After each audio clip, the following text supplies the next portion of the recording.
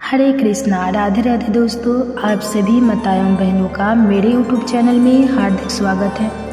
आप सभी आज हमारे YouTube चैनल पे श्रवण कीजिए गर्भ कथा। वीडियो को शुरू करने से पहले आइए प्रार्थना करें। हे कृष्णा, जो भी भक्त आज इस अमृत वाणी को सुन रहा है, उनके जीवन में आपकी कृपा सदा बनी रहे और उनके सभी कष्ट दूर हो। माताओं बहनों, इस अद्भुत वाणी को सुनने से पहले अपने विचार और भक्ति को व्यक्त करते हुए नीचे कमेंट्स में जय श्री राधे कृष्णा जरूर लिखें। आपकी यह भक्ति हमारी इस यात्रा को अद्भुत अद्भुत बनाएगी। और हाँ, अगर आपका दिल सच में कृष्ण प्रेम से भरा है तो इस वीडियो को कम से कम 3 ऐसे अपने लोगों के साथ जरूर साझा करें जिन्हें आप अपने जीवन में सबसे ज़्यादा मानते हैं, क्योंकि हो सकता है आपकी एक शेयर से किसी की जिंदगी में राधे कृष्ण का दिव्य प्रकाश होता रहे। साथ ही यदि आप हमारे चैनल वंदना काव्या पर नए हैं तो अभी सब्सक्राइब करें और घंटी के बटन को दबाएं ताकि आप हमारी हर नई भक्ति यात्रा का हिस्सा बन सके। तो चलिए बिना देरी किए इस दिव्य यात्रा की ओर बढ़ते हैं। जय श्री कृष्ण। कहते हैं जो सुख में तुम्हारे साथ हो लेकिन दुख में दूर हो जाए, उन्हें मित्र नहीं और सदारी समझो। सच्चा साथ वही है जो समय की कसौटी पर खरा उतरे। कुरुक्षेत्र के युद्ध में अर्जुन जब मोह और भ्रम में डूब गया था, तब भी पूरी सभा में उसका साथ देने वाला कोई नहीं था। लेकिन श्री कृष्ण खड़े थे, ना बतौर योद्धा न राजा, ना कोई पक्ष लेने वाले, बल्कि एक ऐसा जीवन साथी जो केवल सच्चाई और धर्म के लिए साथ खड़ा हो। यही जीवन की सबसे बड़ी सच्चाई है। जब तक हमें कुछ चाहिए दुनिया साथ होती है, और जब हम सिर्फ दिल की बात कहना चाहते हैं तब सब खामोश हो जाते हैं। जब इंसान तकलीफ में होता है, टूटता है, तो उसे सबसे ज़्यादा ज़रूरत किसी के शब्दों की नहीं, किसी के साथ की होती है। लेकिन तब वही लोग जो कभी कहते थे हमेशा साथ रहेंगे नजर नहीं आते। यह मतलबी दुनिया बहुत शोर मचाती है। जब आप सफल होते हैं, तालियां बजती हैं, मुस्कुराहटें दिखती हैं और हर कोई चाहता है कि वह आपके करीब दिखे। पर जैसे ही आप जरा सा कमज़ोर पड़ते हैं, जैसे ही आपकी आंखें भीगती हैं, सबको जैसे कोई और रास्ता सूझने लगता है। हर इंसान की ज़िंदगी में वह पल जरूर आता है जब वह सोचता है क्या यह वही लोग हैं जो मुझे सबसे ज़्यादा समझते थे। खुशियों में भी जो भीड़ दिखती है वह अक्सर तुम्हारी खुशी की वजह नहीं होती, वह सिर्फ तुम्हारी स्थिति की वजह होती है। और जब वह स्थिति बदलती है तो वह भीड़ भी किसी और की तरफ बढ़ जाती है। जब कोई दिल से टूटता है, जब भावनाएं अंदर तक घायल होती है, तो उसे समझने के लिए भी कोई नहीं होता। लोग सोचते हैं क्या ज़रूरत है इतना सोचने की, इतना महसूस करने की, क्योंकि उन्हें आदत है लोगों की वस्तु की तरह देखने की। जब तक फ़ायदा मिले तब तक साथ फिर रास्ते अलग, और तब आदमी सच में अकेला नहीं होता, अंदर से खाली हो जाता है। उसे लगता है क्या मेरा दुख इतना छोटा था कि किसी ने सुना ही नहीं। वह पल बहुत गहरे होते हैं क्योंकि वहाँ कोई आवाज़ नहीं होती, कोई कंधा नहीं होता, बस एक खालीपन होता है जो धीरे धीरे आत्मा तक फैल जाता है। श्री कृष्ण ने गीता में कहा था, अनायास चिंतुमय जना परास्ते, यानी जो सच्चे भाव से मुझ में लीन रहते हैं, मैं स्वयं उनका भार उठाता हूँ। मतलब यह नहीं कि संसार का कोई साथ ना हो, इसका अर्थ है कि जब तुम्हें लगे कि सब छूट गया है, तभी एक शक्ति तुम्हारे साथ है, वह जो कभी बदलती नहीं, जो मतलब से नहीं चलती। इस दुनिया में सबका अपना अपना मतलब है। दोस्ती, रिश्ता, प्रेम सब अब भावनाओं से नहीं, सुविधा से चलने लगे। और जब आप उस सुविधा का हिस्सा नहीं रहते तो लोग आपको भी छोड़ना ठीक समझते हैं। लेकिन याद रखो, जैसे रात के सबसे गहरे अंधेरे के बाद ही सूरज निकलता है, वैसे ही अकेलेपन के उस पल के बाद ही आपको अपना असली आप मिलता है। तो जब भी लगे कि भीड़ में थे और अब सन्नाटा है, तो समझ जाना कि वह सन्नाटा ही तुम्हें वह ज्ञान देगा जो भीड़ कभी नहीं दे सकती थी। और शायद इसी सन्नाटे में श्री कृष्ण की वह आवाज़ सुनाई दे, मैं हूँ, और जब सब चल जाए तब मैं और भी पास आ जाता हूँ। अगर आप चाहो तो मैं इसी थीम पर अगला भाग भी बना सकता हूँ, जहाँ बताया जाए कि ऐसे हालात में इंसान को क्या करना चाहिए और कैसे खुद को फिर से मजबूत बनाए। श्री कृष्ण कहते हैं, जो लोग बिना समझे, बिना सत्य जाने किसी को दोष देते हैं, वे ना केवल धर्म से भटकते हैं बल्कि अपने कर्मों से स्वयं को भी दूषित करते हैं। सत्य जानने से पहले निर्णय लेना, यही सबसे बड़ा धर्म है। इस कलयुग की सबसे बड़ी विडंबना यही है कि लोग कहानी के पहले पन्ने को पढ़े बिना ही अंतिम निष्कर्ष पर पहुंच जाते हैं। कोई किसी से पूछता नहीं कि क्या हुआ, कैसे हुआ या तुम्हारे अंदर क्या चल रहा है, बल्कि लोग दूसरों से सुनकर अधूरी बातों पर यकीन कर अपनी राय बना लेते हैं और फिर उस राय को सत्य मानकर उसी के आधार पर जज भी कर लेते हैं। श्री कृष्ण ने अर्जुन को गीता में यही तो समझाया था कि निर्णय तब तक मत लो जब तक तुम संपूर्ण रूप से स्थिति को ना समझो। लेकिन आज की दुनिया में क्या हो रहा है, लोग किसी के चेहरे की मुस्कान देखकर समझ लेते हैं कि वह खुश है और किसी की खामोशी देखकर सोच लेते हैं कि वह घमंडी है। किसी की मेहनत के पीछे के संघर्ष को जानो बिना कह देते हैं, अरे इसे तो सब कुछ आसानी से मिल गया। और किसी की हार को देखकर ठहाके लगाते हैं, अरे इसका तो पहले से ही अंत तय था। आजकल लोग इंसान नहीं देखते, बस उसकी कहानी का ट्रेलर देखते हैं और फिर पूरी फिल्म की आलोचना कर देते हैं। उन्हें यह नहीं दिखता कि वह इंसान उस एक मुस्कान के पीछे कितने आंसू छुपा रहा है, वह हर दिन किस तरह टूटकर खुद को जोड़ रहा है। और सबसे दुख की बात यह है कि जब कोई अकेला पड़ता है, टूटा होता है, तो उसे सहानुभूति नहीं मिलती है सिर्फ बातें, अफवाहें और ताने। लोग कहते हैं उसने तो खुद ही अपने रिश्ते बिगाड़े होंगे। कोई नहीं पूछता क्या तुम ठीक हो या क्या तुमने किसी को खोया है। हर कोई कहानी के नायक की तरह खुद को पेश करता है और दूसरों को खलनायक बना देता है, बिना जाने बिना समझे। लेकिन श्री कृष्ण ने गीता में यह भी कहा था, समदर्शी ही है, दृष्टि से देखता है वही सच्चा है, ज्ञानी है। यानी किसी के जीवन की सच्चाई को जाने बिना किसी पर राय देना, किसी को दोषी ठहराना, यह अज्ञानता की सबसे गहरी निशानी है। अगर कोई गलती कर भी दे तो इसका मतलब यह नहीं कि वह इंसान बुरा है। हर किसी की एक अनकही कहानी होती है, एक ऐसा सच जिसे वह शायद किसी को बता नहीं पाए, एक ऐसा घाव जो वह अकेले सहता रहा। लेकिन लोग क्या कहते हैं देखो उसने ऐसा किया था, कभी नहीं कहते चलो पूछे कि ऐसा क्यों किया। और यही से शुरू होती है अफवाह की आग। एक कहता है मैंने सुना, दूसरा जोड़ देता है हाँ उसने तो पहले भी, और तीसरा नतीजा सुना देता है। ऐसे लोग नहीं मानते, लेकिन क्या कभी किसी ने सच में जाकर उस इंसान से पूछा? क्या कभी कोई इतना साहस करता है कि कहे मुझे फर्क नहीं पड़ता कि लोग क्या कह रहे हैं, मैं तुझे जानता हूँ, तेरी सच्चाई को समझता हूँ। शायद ही कोई, इसलिए आजकल दुनिया में सबसे बड़ी कमी इंसान की नहीं, समझने की है। लोग सुनते नहीं सिर्फ बोलते हैं, देखते नहीं सिर्फ जज करते हैं। पर जो लोग श्री कृष्ण की राह पर चलते हैं वो जानते हैं हर आत्मा में एक दर्द होता है जो चिल्ला नहीं सकता लेकिन महसूस किया जा सकता है। अगर हम थोड़े से संवेदनशील हो जाएं तो अगली बार जब आपको लगे कि किसी ने कुछ गलत किया है, किसी से दूरी बनानी है, तो पहले थोड़ा रुकिए, उसके पास बैठिए, बिना जज किए पूछिए तू ठीक है ना। शायद उस एक सवाल से किसी की दुनिया बदल जाए और शायद आपकी भी। श्री कृष्ण कहते हैं जिससे प्रेम होता है वही से अपेक्षा होती है, और जब अपेक्षा टूटती है तो वही रिश्ता सबसे बड़ा दोहक बन जाता है। इस संसार में सबसे गहरी चोट तलवार से नहीं शब्दों से लगती है, और वह भी उन शब्दों से जो किसी अजनबी से नहीं बल्कि उस इंसान ने कहे होते हैं जिसे हमने अपने हृदय में सबसे ऊंचा स्थान दिया होता है।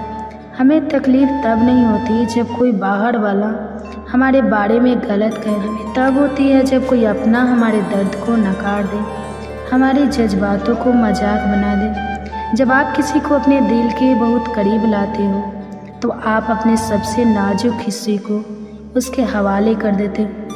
आप उससे अपने राज साझा करते हो, अपने आंसुओं की वजह बताते हो, अपने सपनों की झलक दिखाते हो।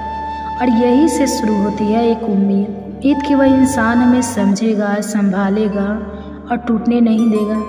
लेकिन जब वो वही इंसान जिसे हमने हर चीज़ से ऊपर रखा हमारी भावनाओं को नज़रअंदाज करता है, हमारी इच्छाओं को कमजोरी समझ लेता है, तब जो पीड़ा होती है वह दिखाई नहीं देती, लेकिन भीतर ही भीतर आत्मा को जला देती है। कथा आप सभी माताओं एवं बहनें आज हमारे YouTube चैनल पे श्रवण करेंगे कृष्ण के जन्म के समय की स्तुति।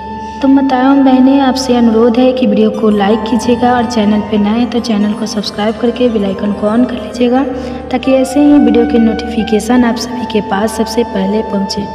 कहा जाता है कि गर्भावस्था में अगर पूरी भागवत ना भी सुन पाए तो कृष्ण के जन्म के समय की स्तुति अपने गर्भ में पल रहे शिशु को जरूर श्रवण कराना चाहिए। श्रवण करने से गर्भ में पल रहे शिशु पर भगवान के जैसे ही गुण आते हैं। तो आइए बड़े ही प्रसन्न चित्तमन से इस कथा का रसपान करते हैं।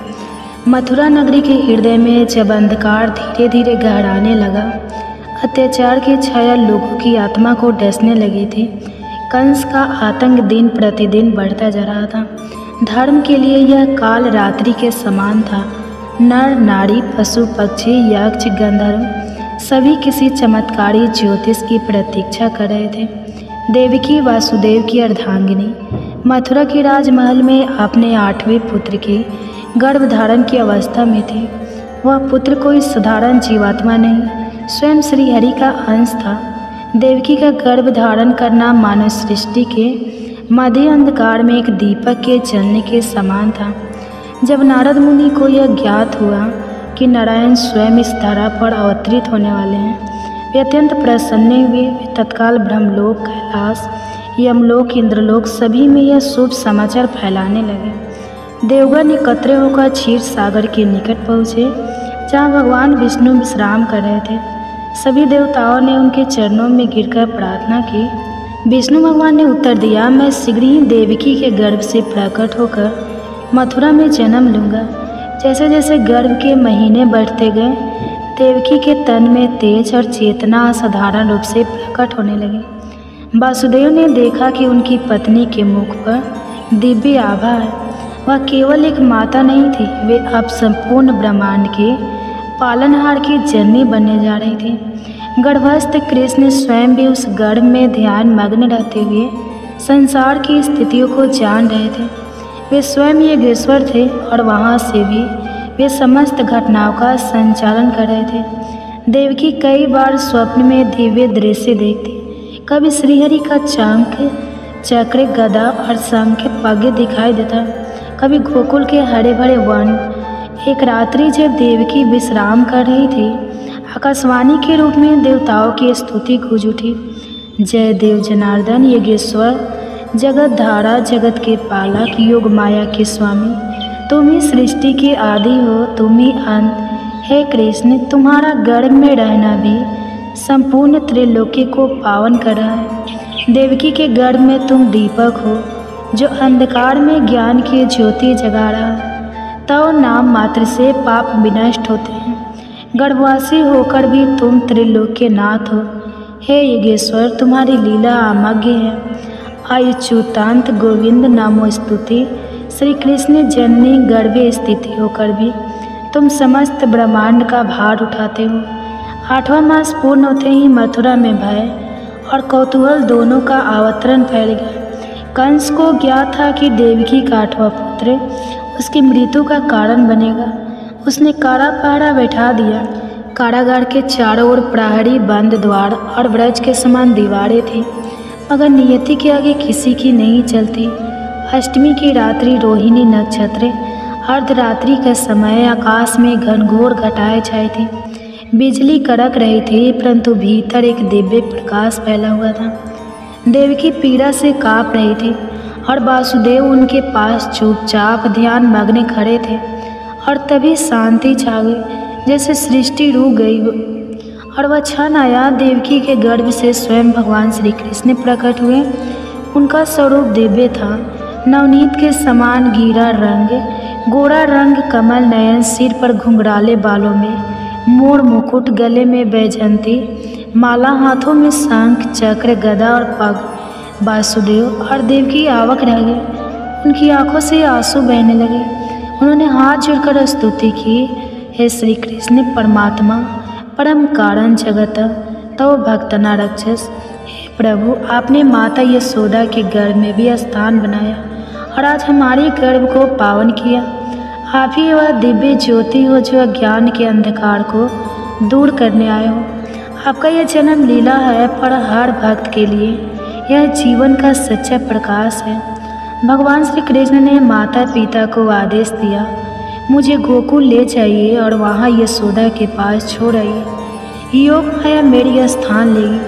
अचानक कारागार के सभी ताले खुल गए, पहरेदार निद्रित हो गए और यमुना मैया मार्ग देने को फूली सी सेज बन गई। वासुदेव ने श्री कृष्ण को टोकरी में रखकर गोकुल की ओर प्रस्थान किया। वर्षा हो रही थी, पर शेष नाग के फन फैलाकर उस दिव्य बालक को सुरक्षा दी।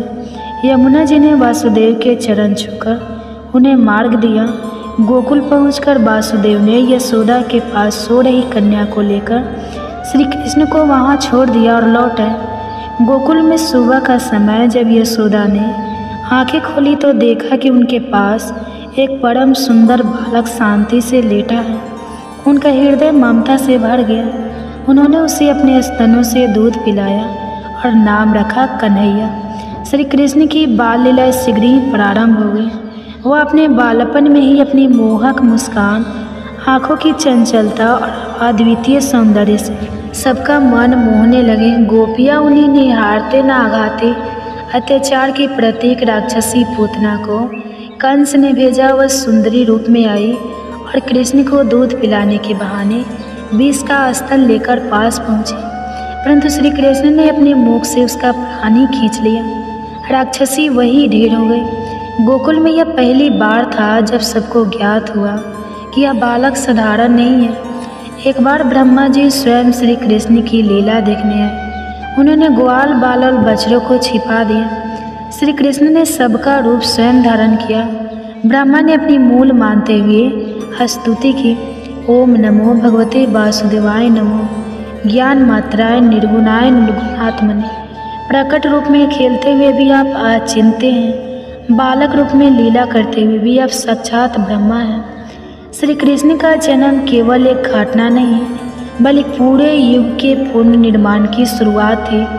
उनका गर्भस्थ रहना, जन्म लेना और बाल लीला जो कृष्ण गर्भ में देवकी के हृदय को आलोकित करते हैं, वही आज भी भक्तों के हृदय में श्रद्धा का दीप जलाते हैं। उनकी स्तुति कलातीत है।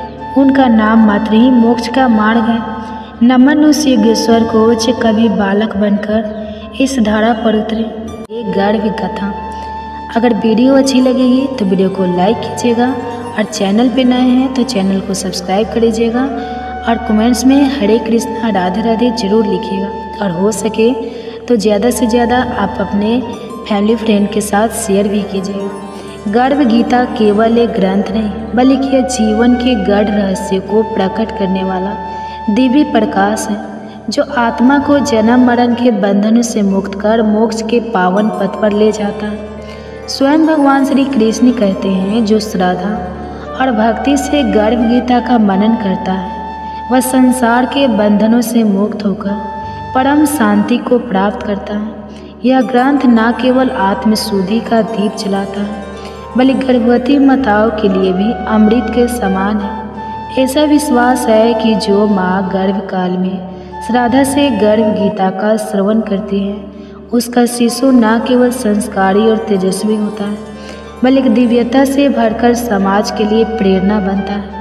यदि आप भी इस अद्भुत ज्ञान की रोशनी अपने जीवन और भावी संतानों में भरना चाहते हैं तो अभी वंदना काव्या चैनल को सब्सक्राइब करें और प्रेम पूर्वक लाइक करें, श्रद्धा से सब्सक्राइब करें और इस दिव्य संदेश को शेयर करके औरों तक पहुंचाएं, क्योंकि ज्ञान जब बांटा जाता है तभी वह संस्कार बनता है।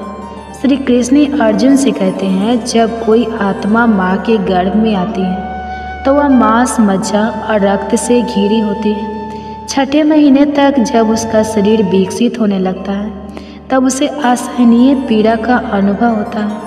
उस अंधकारमय, संकुचित और पीड़ादायक स्थान में वह आत्मा कड़ा उठती है और ईश्वर से विनती करती है, हे प्रभु, कौन सा पाप किया था मैंने जो मुझे फिर से इस अंधेरे गर्भ में आना। उस क्षण आत्मा को अपने सारे बुरे कर्म याद आते हैं। वह पश्चाताप करती है, आंसू बहाती है और ईश्वर से प्रार्थना करती है कि वह इस मोह और दुख से भरे संसार में जन्म ना दे। लेकिन ईश्वर मौन रहते हैं, क्योंकि उसका जन्म उसके ही कर्मों के अनुसार निश्चित होता है। श्री कृष्ण कहते हैं, गर्भ की पीड़ा मृत्यु लोक से भी अधिक होती है। यह वह आग है जिसमें आत्मा अपने ही कर्मों की तपन से झुलसती है। वह आत्मा संकल्प करती है कि जन्म के बाद वह सच्चा जीवन जिएगी, ईश्वर का स्मरण करेगी, पुण्य कर्म करेगी। लेकिन जैसे जैसे जन्म समीप आता है वह सब कुछ भूलने लगती है और जन्म लेते ही सब भुला दिया जाता है। फिर से वही मोह, वही माया, वही भटकाव और पुनः जीवन कर्मों के उसी चक्रव्यूह में उलझ जाता है। गर्भ गीता में उस दिव्य सत्य का स्मरण कराती है जिसे आत्मा ने गर्भ में अनुभव किया था। एक बार फिर उस प्रकाश की ओर लौटने के लिए जहाँ से हम आए थे और जहाँ हमें लौटना है। गर्भ गीता केवल एक शास्त्र नहीं बल्कि मानव जीवन का दर्पण है। यह हमें यह समझने में सहायता करता है कि हमारे कर्म ही हमारे भविष्य की नींव है। यह ग्रंथ न केवल हमें आत्मज्ञान की ओर ले जाता है बल्कि हमारे जीवन को सच्चे अर्थों में सार्थक और प्रकाशमय बनाता है। गर्भ संस्कार की भक्ति और प्रभाव हमारे प्राचीन ग्रंथों में बार बार दर्शाए गए हैं। महाभारत में वीर अभिमन्यु इसका अनुपम उदाहरण है। जब अर्जुन सुभद्रा को युद्ध की एक जटिल रचना चक्रव्यूह को भेदने की विधि समझा रहे थे तब गर्भ स्थित अभिमन्यु ने वह सवाल ध्यान पूर्वक सुना और वही ज्ञान, वह दिव्य श्रवण भविष्य में क्षेत्र के रणभूमि में उसकी शक्ति बनकर प्रकट हुई। इसी प्रकार मार्कंडेय पुराण में सती मदालसा का वर्णन आता है। एक ऐसी दिव्य माता जो अपने गर्भस्थ शिशु को ज्ञान, विवेक और वैराग्य के संस्कारों से पोषित करती थी। वे अपनी संतान के गुण, स्वभाव और चरित्र को उसी समय गढ़ देती थी जब वह केवल गर्भ में था। उनकी गोद में जन्म लेने वाला हर शिशु मुनियों जैसा शांत, ज्ञानी और सत्य पाठ का अनुयायी होता। गर्भ गीता और ऐसे दिव्य उदाहरण हमें यह सिखाते हैं कि गर्भ केवल जीवन की शुरुआत नहीं बल्कि आत्मा के संस्कारों का बीजारोपण है।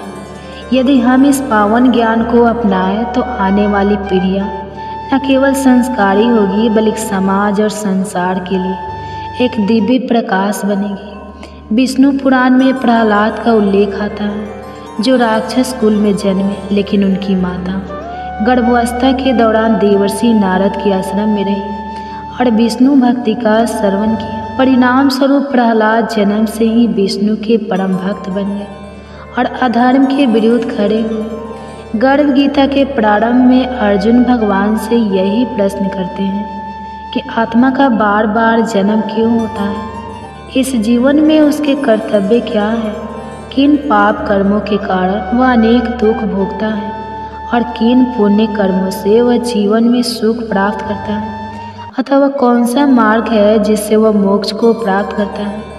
अर्थात वह आत्मा का भगवान में लीन होकर जन्म मरण के बंधनों से मुक्त होती है। लेकिन जिन्हें मुक्ति नहीं मिलती उन्हें विभिन्न योनियों में जन्म लेकर अपने पूर्व जन्मों के अच्छे बुरे कर्मों का फल भोगना पड़ता है।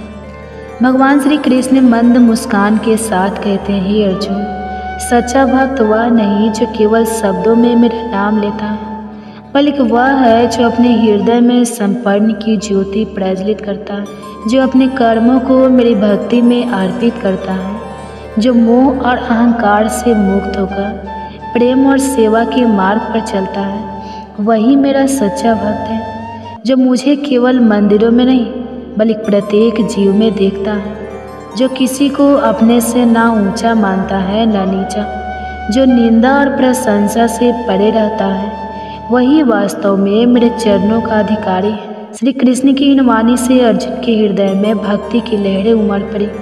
उसने श्रद्धा से सिर नवाया और निवेदन किया, हे माधव, फिर यह संसार अज्ञान में क्यों भटकता है, क्यों यह मोह माया में उलझता, इतना दुख सहता है। श्री कृष्ण बोले, हे पार्थ, यह संसार मोह का जाल है।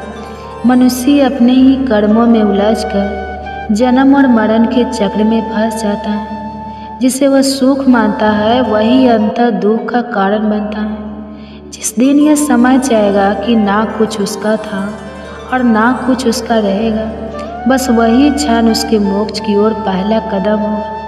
श्री कृष्ण के इन वचनों ने अर्जुन के अंतःकरण को शुद्ध कर दिया। वह समझ गया कि संसार में सच्ची शांति केवल ईश्वर की शरण में जाकर अहंकार और माया का त्याग करने से ही संभव है। यह सुनकर अर्जुन गहन चिंतन में डूब गया। उसे भली भांति ज्ञात हो गया कि मनुष्य का भाग केवल उसके ही कर्मों की परिणति है।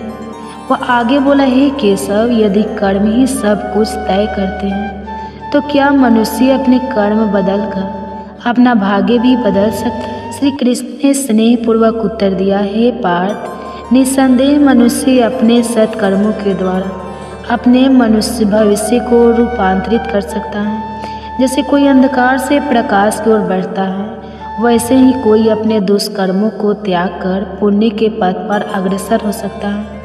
जो अपने कर्म सुधार लेता है वही अपने जीवन में सुख और शांति प्राप्त करता है। अर्जुन की जिज्ञासा और भी प्रबल हो उठी। उन्होंने निवेदन किया, हे प्रभु, वह कौन सा कर्म है जो मनुष्य को सबसे उच्च स्थिति तक पहुंचा देता है, और वह कौन सा पाप है जिसके कारण उसे नरक की यातनाएं सहनी पड़ती हैं? श्री कृष्ण बोले, हे धनंजय, जो व्यक्ति परोपकार करता है, दूसरे के दुख हरता है, अपनी संपत्ति का उपयोग जन कल्याण में करता है और कभी असत्य, छल या अन्याय का मार्ग नहीं अपनाता, वह ऊंच लोकों को प्राप्त करता है और अतः मोक्ष को प्राप्त करता है। परंतु जो व्यक्ति लोभ, अधर्म और अन्याय में डूबा रहता है, जो दूसरे की संपत्ति हड़पता है और जो झूठ तथा कपट के सहारे अपनी इच्छाएं पूरी करता है, वो अपने पापों के कारण नरक की यातनाएं भोगता है। श्री कृष्ण के इन वचनों ने अर्जुन के अंदर को आलोकित कर दिया।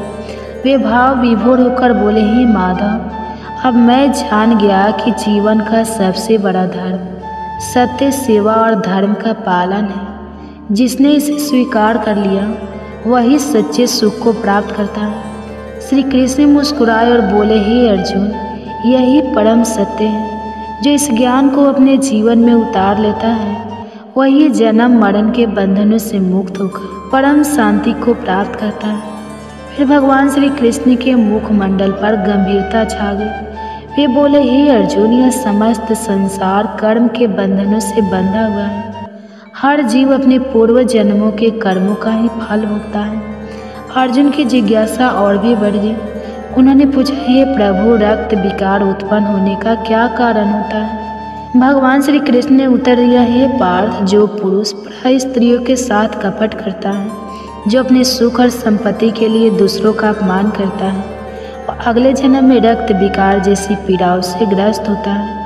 अर्जुन ने पुनः पूछा, हे माधव, कोई व्यक्ति निर्धन क्यों जन्म लेता है? श्री कृष्ण बोले, हे अर्जुन, जो मनुष्य कभी भी दान नहीं करता, जो अपने धन को केवल अपनी सुख सुविधा में लगाता है और किसी भी सहायता नहीं करता, वह अगले जन्म में निर्धनता का जीवन पाता है। उसका भाग्य उसे दरिद्रता की ओर ले जाता है। अर्जुन का मन व्याकुल हो उठा। उन्होंने आगे प्रश्न किया, हे केशव, खंड वायु लकवा किस पाप का फल होता है? श्री कृष्ण ने उत्तर दिया, हे धनंजय, जो व्यक्ति अपने माता पिता का अपमान करता है, उनका तिरस्कार करता है और उनकी सेवा नहीं करता, उसे अगले जन्म में खंड वायु का दंड भोगना पड़ता है। अर्जुन की आंखों में श्रद्धा छलकने लगी। उन्होंने फिर पूछा, हे प्रभु, कोई जन्म से अंधा या अपाहिज क्यों होता है?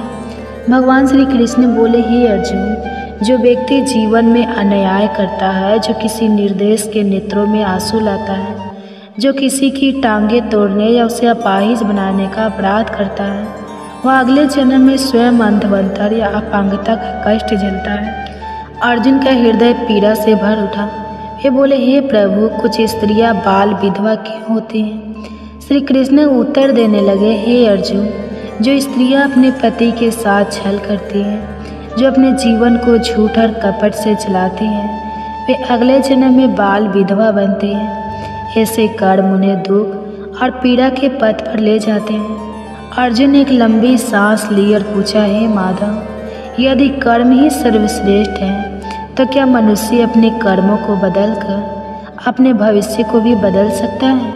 श्री कृष्ण मुस्कुराए और बोले, हे पार्थ, निसंदेह जो व्यक्ति अपने कर्मों को सुधार लेता है, जो सत्य, धर्म और सेवा के मार्ग पर चलता है, वह अपने जीवन को उज्जवल बना सकता है। इस संसार में एक ही अपरिवर्तनीय सत्य है, कर्म जो जैसा करता है वैसा ही फल प्राप्त करता है। अर्जुन ने हाथ जोड़ते हुए कहा, हे प्रभु, आपने जो ज्ञान दिया उसने मेरे अंतःकरण को शांति से भर दिया है। अब मैं जान गया हूँ कि जीवन में सबसे बड़ा धर्म सत्य, भक्ति और सेवा है।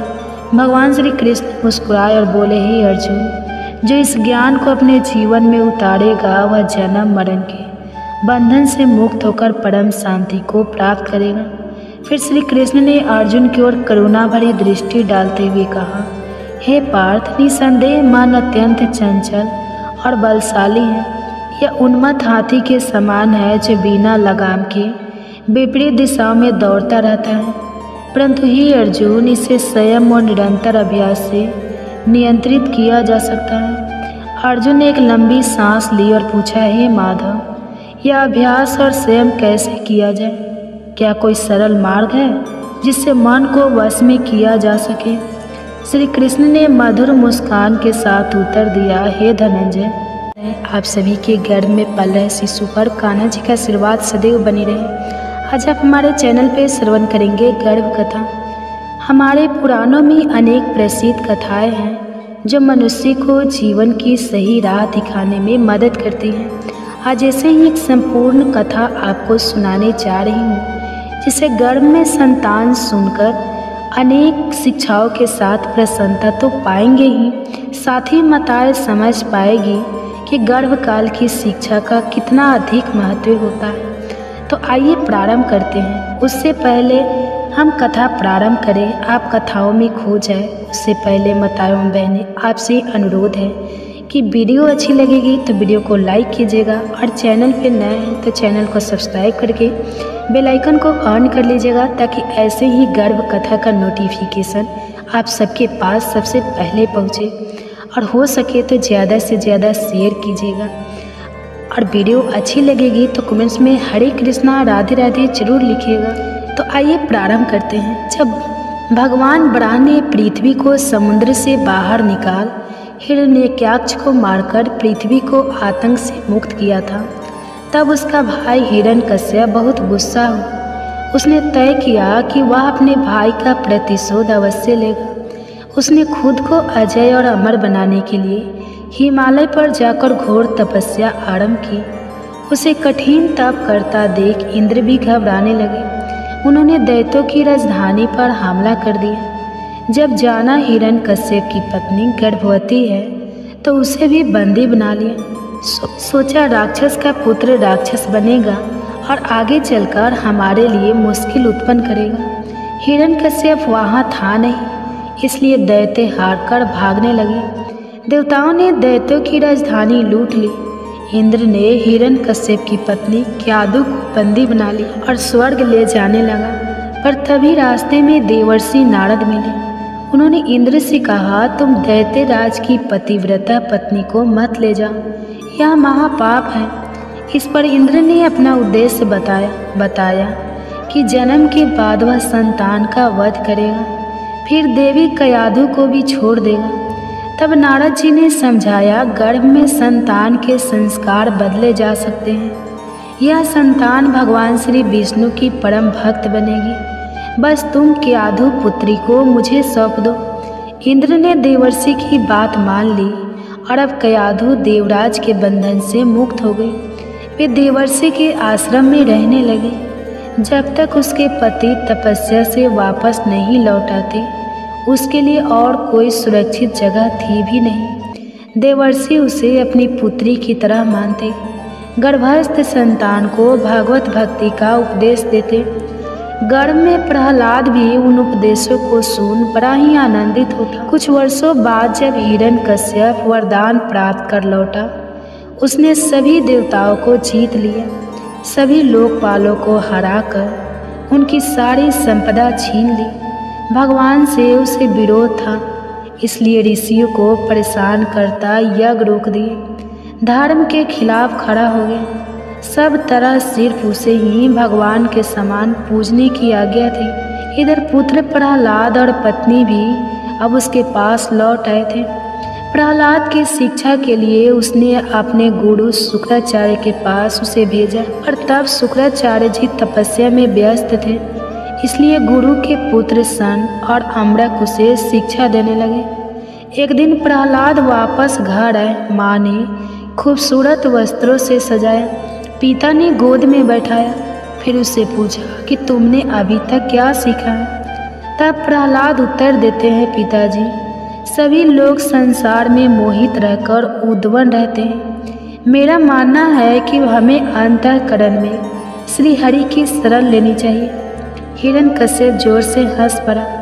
उसे लगा कोई दुश्मन उनके पुत्र प्रहलाद को यह ज्ञान सिखा रहा है। उन्होंने अपने गुरु के पुत्रों से कहा, तुम्हें प्रहलाद को सुधारना होगा। उसे दैत्य कुल के उचित आदर्श, धर्म और काम की शिक्षा दो।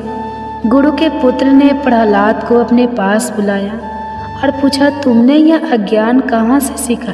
प्रहलाद मुस्कुराते हुए कहा, गुरुदेव, इस दुनिया में हम भगवान की माया के चक्कर में बह रहे हैं। भगवान दयालु होते हैं। जब वह किसी पर अपनी दया बरसाते हैं तो वह इंसान के मन में बस जाते हैं। मेरे मन को उनकी अनंत कृपा ने उन परम पुरुष की ओर खींच लिया है। मेरे गुरु ने मेरे साथ बहुत मेहनत की है, मुझे ज्ञान का सही मार्ग दिखाया है। उन्हीं ने मुझे सच्ची शिक्षा दी है। उन्हीं ने मुझे अर्थशास्त्र, दंड नीति और राजनीति के बारे में भी सिखाया है। मैं अपने गुरु की शिक्षा को ध्यान से सीखता था। उनके मन में विद्या के प्रति सच्ची आस्था थी। मैंने गर्भकाल में ही संपूर्ण ज्ञान प्राप्त कर लिया है। गुरु पुत्र को उसकी बात ज़्यादा समझ नहीं है। तब हिरण्यकश्यप ने भी अपने पुत्र को गोद में बिठाकर पूछा, बताओ बेटा, सबसे अच्छा ज्ञान क्या है? प्रहलाद ने कहा, मेरे अनुसार सर्वोत्तम ज्ञान वही है जो भगवान के गुणों और आचरणों को सुनने की प्रेरणा देता हो। उनकी लीलाओं और नामों का भजन, उनके श्री चरणों की सेवा, उनकी पूजा, उनकी स्तुति, उनके सामने दास बनना, उनसे दोस्ती करना, उनके प्रति अपनी आत्मा को समर्पित करने का भाव जगाता हूँ। मेरे अनुसार इसी का अनुसरण कर हम जीवन में सबसे उत्तम फल प्राप्त कर सकते हैं। हिरण्यकश्यप बहुत क्रोधित हो गया। उन्होंने प्रहलाद को बुरी तरह डांटा और उसे जमीन पर पटक दिया। उनके गुरुकुल के छात्रों ने बताया कि हमने उसे गलत नहीं सिखाया है। प्रहलाद शांति से खड़े रहे, बिना किसी क्रोध के। वे अपने पिता से कहने लगे, पिताजी, आपको गुस्सा नहीं आना चाहिए। गुरु के पुत्रों का भी कोई दोष नहीं है। वे विषयों की वस्तुओं को बार बार उपभोग करके उन्हीं में लगे रहते हैं, पर मैं सच्चे ज्ञान को जानता हूँ। आज वह नन्हा सा बच्चा त्रिभुवन विजय दैत्यराज हिरण्यकश्यप के सामने बिना डरे खड़ा था और पिता की रुचि के विपरीत यह सब कहे जा रहा था। दैत्यराज के गुस्से का अब कोई पार नहीं था। उसने अपने क्रूर सभासदों को आदेश दिया, जाओ तुरंत इस दुष्ट बच्चे को मार डालो। दैत्य बच्चे पर हमला करने के लिए तलवार, त्रिशूल, अन्य शास्त्रों को लेकर चिल्लाते हुए उस बालक पर टूट पड़े, पर प्रहलाद निर्भय खड़े रहे। उन्हें सब जगह उन्हें दयालु प्रभु ही दिखाई देते थे।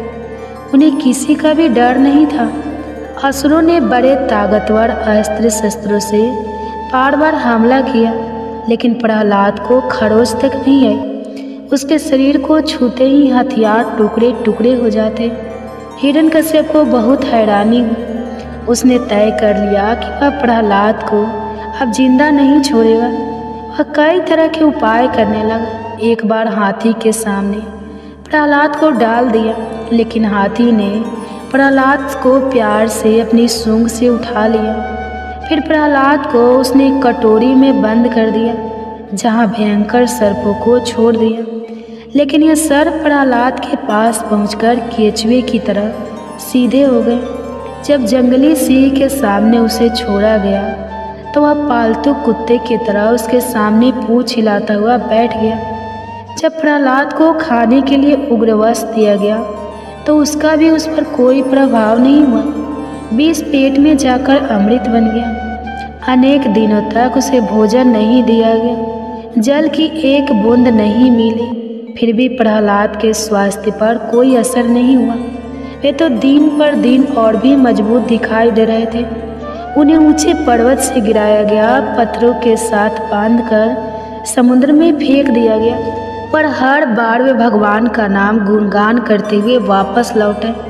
इतना सब होने पर हिरण्यकश्यप की बहन होलिका ने कहा, भैया मैंने तप करके एक विशेष वस्त्र पाए हैं। वे वस्त्र अग्नि में नहीं जलते, इसलिए मैं उन वस्त्रों को पहनकर प्रहलाद की गोद में लेकर अग्नि में बैठ जाऊंगी। तब देखते ही कौन सी माया उसे बचा पाएगी। हिरण्यकश्यप को प्रस्ताव पसंद आया और ऐसे ही व्यवस्था की गई। परंतु भगवान की लीला यहाँ भी सबने देखी। होलिका का वस्त्र उड़ गया और वह जलकर खाक हो गई। वही प्रहलाद का बाल भी बांका नहीं हुआ। उसने पुनः अपने पिता को समझाया, भगवान से नफरत करना बंद करो। भगवान नाम का प्रभाव देखो कि अग्नि भी मुझे शीतल लगती है। अभी भगवान श्री हरि का नाम लो और संसार के सारे तपों से मुक्त हो जाओ। राक्षस राजा हिरण्यकश्यप के साथ कई राक्षसों ने उसे माया के साथ डराने के अनेक प्रयोग किए, लेकिन प्रहलाद के सामने माया की भी एक नहीं चलती।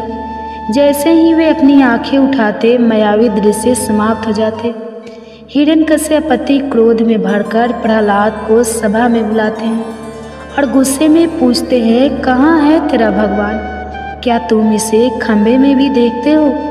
तब प्रहलाद ने कहा, हाँ पिताजी, मैं उन्हें यहाँ भी देखता हूँ। तब क्रोध में सिंहासन से उठकर उसने बड़े जोर से खंभे को एक घूंसा मारा। उस खंभे में से एक महाभयंकर दहाड़ उठी, जैसे सारा ब्रह्मांड फट गया हो। सभी लोग भयभीत हो गए। हिरण्यकश्यप भी इधर उधर देखने लगा। उसने देखा खंभा बीच से फट गया है और वहाँ से मनुष्य के शरीर और सिंह के मुख की अद्भुत भयंकर आकृति प्रकट हो रही है। भगवान नरसिंह बहुत तेजी से आगे बढ़ रहे थे और वे गरजने लगे। उन्होंने दैत्य राजा हिरण्यकश्यप को पकड़ लिया और जिस दैत्यराज के पास वरदान था कि वह किसी भी घर के अंदर या बाहर, दिन में न रात में, धरती पर या आसमान में किसी भी प्राणी, किसी भी हथियार, किसी भी मनुष्य, पशु, किसी भी जीवित निर्जीव प्राणी से नहीं मरेगा। किसी भी अस्त्र शस्त्र का प्रभाव उस पर नहीं होगा। उसे भगवान ने अपनी जंघ पर रखकर अपने नाखूनों से उसका पेट फाड़ दिया। दैत्यराज हिरण्यकश्यप का अंत हुआ, लेकिन भगवान नरसिंह का क्रोध अभी शांत नहीं हुआ। वे बार बार गरज रहे थे। इसके बाद ब्रह्मा, शंकर और अन्य देवता उनकी स्तुति करने लगे। माँ लक्ष्मी भी भगवान के विकराल क्रोधित रूप को देखकर बहुत डर गई। उनकी हिम्मत नहीं हुई कि वह उनके पास जाए। आखिर ब्रह्मा जी ने प्रहलाद को भगवान नरसिंह को शांत करने के लिए इशारा किया। तब प्रहलाद निर्भय होकर भगवान के पास गए और उनके चरणों में गिर गए। भगवान ने स्नेह से उन्हें उठा लिया, अपनी गोद में बैठा लिया। वे बार बार प्रहलाद को चाटते हुए कहने लगे, बेटा प्रहलाद, मुझे माफ़ कर दो, मुझे आने में बहुत देर हो गई। तुम्हें बहुत कष्ट सहना पड़ा, मुझे क्षमा कर दो। प्रहलाद का गला भरा। आज त्रिभुवन के स्वामी उनके सिर पर अपना आशीर्वाद देकर उन्हें प्यार से छू रहे थे। प्रहलाद जी धीरे धीरे खड़े हुए। उन्होंने अपने हाथ जोड़कर भगवान की प्रशंसा की। बड़े भक्ति भाव से भगवान की महिमा गाई। आखिरकार भगवान ने उनसे एक वरदान मांगने के लिए कहा। प्रहलाद ने कहा, प्रभु आप वरदान देने की बात करके मेरी परीक्षा क्यों लेते हैं? वह जो अपने स्वामी की सेवा का पुरस्कार चाहता है वह तो व्यापार है। मैं तो सिर्फ सेवक हूँ आपका। मुझे किसी भी प्रकार की कोई भी पुरस्कार की इच्छा तक नहीं। मेरे नाथ, आपसे मेरी यही विनती है कि आप मुझे शुद्ध आशीर्वाद दें। मेरे दिल में कभी कोई इच्छा उठे ही ना, ऐसी आप कृपा करें। तभी भगवान के अनेक बार आग्रह पर प्रहलाद ने कहा, प्रभु मेरे पिता आपकी भक्ति नहीं करते थे, वे आपकी निंदा करते थे। उन्हें आप इस पाप से मुक्त कर दीजिए। तब भगवान ने कहा, प्रहलाद जिस परिवार में मेरा भक्त होता है वह पूरे परिवार को पवित्र बना देता है। उनकी 21 पीढ़ियाँ मुक्त हो जाती हैं। मेरे भक्त का जन्म होने वाले स्थान को धन्य माना जाता है। वह स्थान पृथ्वी पर तीर्थ की तरह पूजा जाता है। इस प्रकार प्रहलाद भगवान के आशीर्वाद से कृतार्थ हुए। वास्तव में भगवान के अनन्य भक्तों में प्रहलाद का नाम सर्वोपरि माना जाता है। बाल्यकाल भक्ति में भी ध्रुव के से ऊपर माना जाता है, क्योंकि ध्रुव की इच्छा थी कि वे भगवान की गोद में, पर प्रहलाद की कभी कोई इच्छा नहीं थी। मेरे बच्चे, आशा है यह कथा तुम में भी भगवान के प्रति सच्ची आस्था और भक्ति के गुण को बढ़ाएगी। तुम अपने जीवन को एक उद्देश्यपूर्ण और सार्थक रूप से जी पाओगे। यही तुम्हारी माँ की मंगल कामना है। चलो अब तुम आराम करो। आज के लिए इतना ही। ओम शांति शांति शांति। नमो नमः। गर्भ कथा। कहते हैं गर्भावस्था में माँ को भगवत चिंतन और भगवती कथाएं जरूर सुननी चाहिए। आज इसी कड़ी में ध्रुव की कथा अपनी संतान को सुनाते हैं। अगर वीडियो अच्छी लगेगी तो वीडियो को लाइक कीजिएगा और चैनल पे नए हैं तो चैनल को सब्सक्राइब करके बेल आइकन को ऑन कर लीजिएगा, ताकि ऐसे ही वीडियो की नोटिफिकेशन आप सबके पास सबसे पहले पहुंचे। और हाँ, हो सके तो ज़्यादा से ज़्यादा शेयर कीजिएगा, ताकि हमारे जितने भी माताएं बहनें हैं गर्भावस्था में हैं, ताकि ये कहानी भी सुन सके। तो आइए श्रवण करते हैं गर्भ कथा। इसके लिए माता एक शांत स्थान पर बैठ जाए। एक ऐसा समय चुने जहाँ बहुत ज़्यादा डिस्टर्ब ना हो और आपको इसको बीच में ना रोकना पड़े।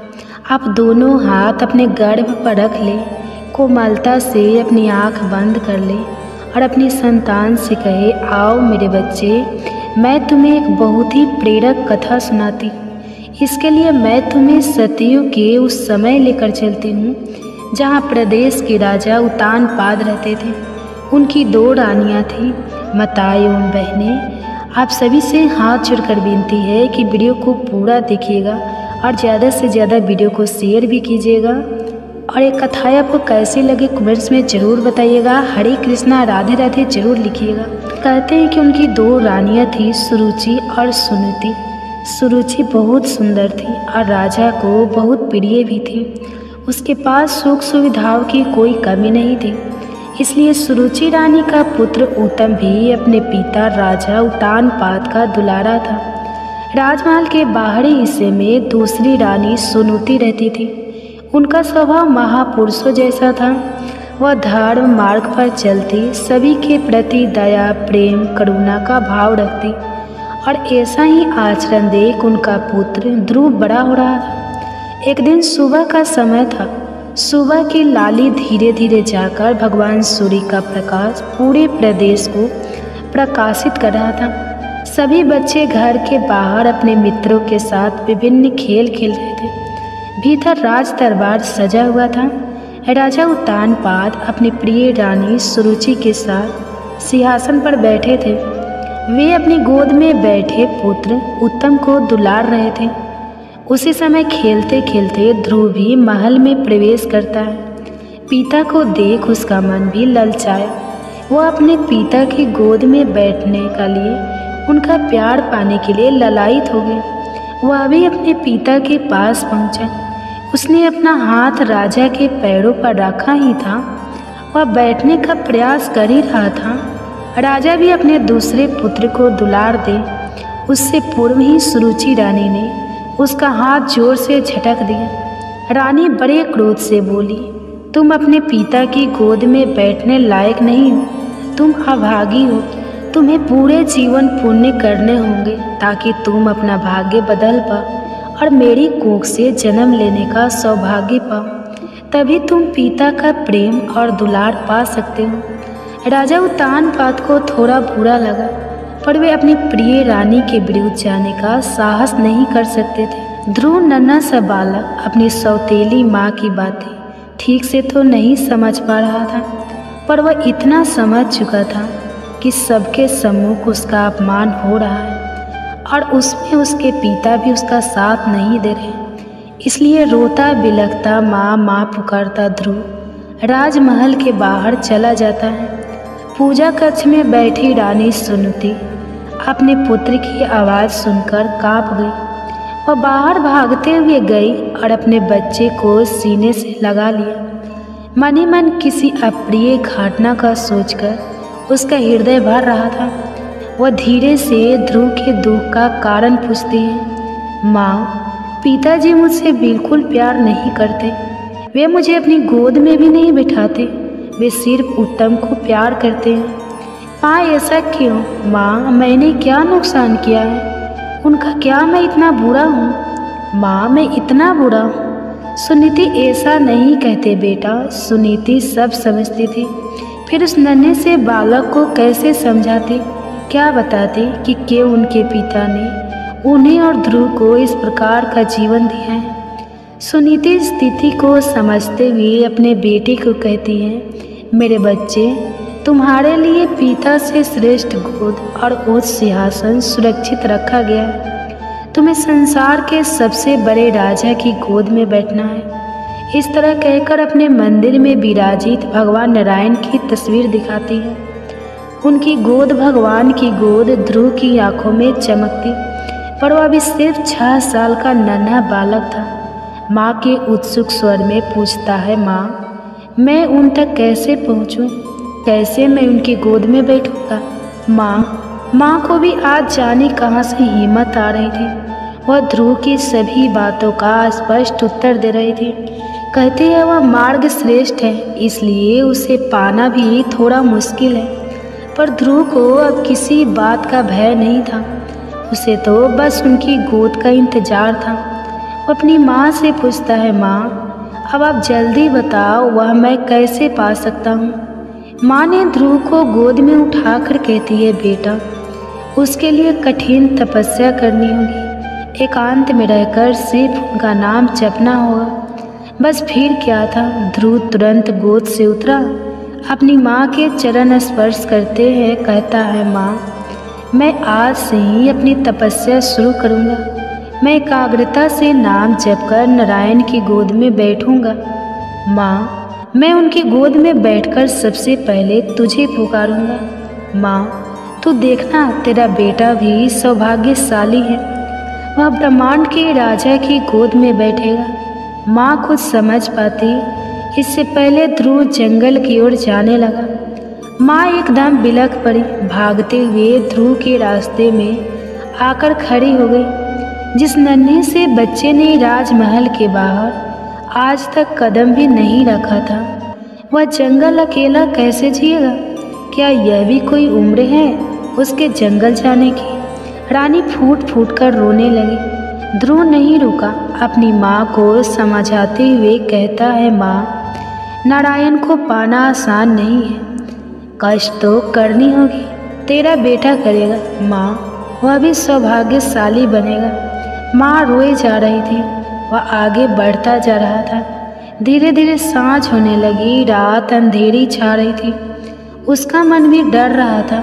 मन कर रहा था फिर से अपनी माँ के आंचल में चला जाए, उसकी गर्माहट पे रोते रोते सो जाए। पर तुरंत उसे अपनी सौतेली माँ के कहे शब्द याद आ रहे थे, इसलिए वह दुगुनी रफ्तार से आगे की ओर बढ़ रहा था। वह कुछ समझ पाता उससे पूर्व ही कुछ स्वर सुनाई दिए, नारायण नारायण। देवर्षि ऋषि नारद भगवान की इच्छा के अनुरूप ही नन्हे ध्रुव का मार्गदर्शन करने आए थे। वे बालक के दर्द को समझ रहे थे, साथ ही उसका भविष्य भी जानते थे, इसलिए उसे उचित स्थान और भगवान का मंत्र सिखा दिया। फिर क्या था, रात के अंधेरे में झुन झुन की आवाज़ के साथ ध्रुव के मंत्र के स्वर भी जंगल में गूंजने लगे। धीरे धीरे ध्रुव अपनी तपस्या में लीन होने लगा। इधर राज दरबार में यह बात आग की तरह फैल गई। हर किसी ने दबी आवाज़ से राजा उत्तानपाद और सुरुचि की निंदा की। राजा उत्तानपाद की भी आंखें अब खुल गई थी। उन्हें अपने मासूम से बेटे का चेहरा ही नजर आ रहा था। उसका हुआ चेहरा देखकर वे भी अंदर से काँप रहे थे। उन्हें लग रहा था कि वास्तव में वे कैसा भयंकर पाप कर बैठे हैं। इधर सुनीति का रो रो कर बुरा हाल था। उसका आखिर राजमहल में अपने पुत्र के अलावा और था ही कौन। वह उसे बार बार याद कर बस रोती जा रहे थे। राजा भी अब अपनी गलती को मानकर ध्रुव को मनाने के लिए जंगल की ओर निकल रहे थे, पर तभी उन्हें पूंजी मिल गए जिन्होंने राजा को रोक दिया। आपका पुत्र कोई साधारण पुत्र नहीं है, वह तेजस्वी बालक सचमुच नारायण की गोद में विराजेगा। आपके और आपके राज्य की कीर्ति को संपूर्ण ब्रह्मांड में फैलाएगा। उसका जन्म इसी हेतु हुआ है, इसलिए हे राजन, आप शक ना करें, बल्कि निश्चिंत रहें। वह जल्दी ही आप सभी के पास लौट आएगा। इधर ध्रुव अपनी तपस्या में लीन था। जंगली जानवरों की आवाज़, उनके सताने का भय आसपास हमेशा बना रहा था। कभी बंदरी के समीप उसके बच्चे को लिपटा देखता तो उसका मन भी भरता, पर वह किसी भी कीमत पर लौट जाना नहीं चाहता था। 6 साल के बच्चे का ऐसा दृढ़ निश्चय कि अनेक प्रलोभन, अनेक भय दिखाने पर भी वह नारायण जब से अलग नहीं हुआ। 6 महीने से अकेला ना बालक तपस्या कर रहा था और उसकी चाह भी थी तो क्या, बस एक बार नारायण की गोद में बैठना है। इसे देखकर भगवान भी अधिक समय तक उससे दूर नहीं रह पाए। वे ध्रुव के समीप पहुंचकर प्यार से उसके सर पर हाथ रखते हैं। ध्रुव अपनी आंखें खोलता है। उसे विश्वास नहीं होता कि उसके सम्मुख कौन खड़ा है। चतुर्भुज रूप में नारायण वह बार बार आंखें बंद करता खोलता, खुद को चिमटी काटता। वह सोच ही नहीं पा रहा था कि यह क्या हो रहा है। उसके साथ भगवान उसकी मासूमियत को देखकर मुस्कुराते हैं। उसे तुरंत उठाकर अपनी गोद में बैठा लेते हैं, मानो अब तो धरती आकाश सब फूल बरसा रहे हों। जंगल की प्रत्येक कली फूल बनकर उस पर गिर जाना चाहती हूँ। प्रकृति खुशी से घूमना चाहती हूँ। सारे पंछी खुशी से गाने लगे। हवाएं मधुर स्वर में बांधे यंत्र बजा रही हूँ। पूरे वातावरण में एक अद्भुत सा आनंद छा गया। ध्रुव की आंखें खुशी से टिमटिमाने लगी। वह धीरे से प्रभु से कहता है, प्रभु, अब कोई मुझे और मेरी माँ को अभागा नहीं कहेगा ना। भगवान ने अपने दोनों हाथ कसकर ध्रुव को समेट लिया। नहीं बेटा, तुम ब्रह्मांड में वह स्थान पाओगे जिसके आगे देवी देवता सप्तऋषि भी पराक्रमा करेंगे। प्रलय काल में भी तुम सुरक्षित रहोगे। तुम्हारी कीर्ति अनंत जन्मों तक फैली रहेगी। हर मनुष्य तुम जैसी संतान की प्राप्ति करना चाहेगा। तुम और तुम्हारी माँ श्रेष्ठ गति को पाओगे। ध्रुव अपने हाथ जोड़ प्रभु को नमन करता है। आज की कथा को यहीं समाप्त करती हूँ। सभी को प्रणाम। जय श्री कृष्णा। बहुत बहुत धन्यवाद।